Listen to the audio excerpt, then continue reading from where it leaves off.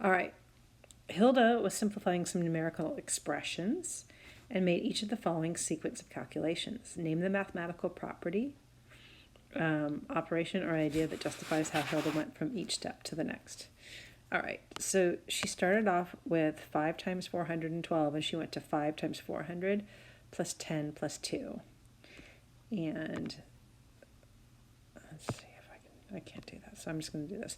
So this is the distributive property.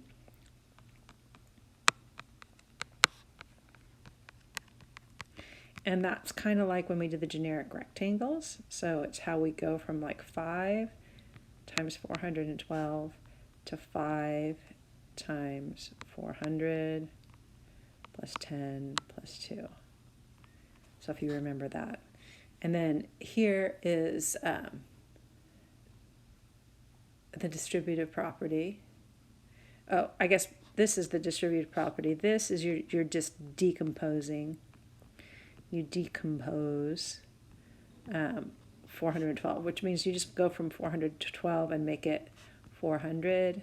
So that's how many hundreds there are, 110 and 12. So you could just decompose it. Then you do the distributive property, 5 times 400, 5 times 10, 5 times 2.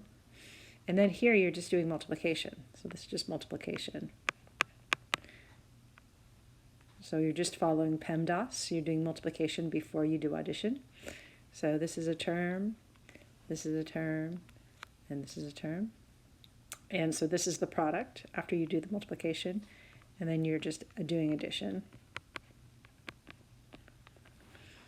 Okay, here, let's color code this so we can see this. So we have 15, then we have 32, then we have 5, and then we have -2. In the second line, we start with 15 again, but then we go to +5, then we have 32, and then we have our -2. Okay, so what we've done is they've switched places. The 32 and the 5 is switched places, and since it's addition, that's okay, we can do that. And that's called the commutative property. So the commutative property of addition. You can also do it for multiplication. You can't do it for subtraction, and you can't do it for division, but you can do it for those two. So then we add these parentheses. So you see you put this parentheses here saying, okay, do this first, and then do this first. So that's the associative property. Associative property.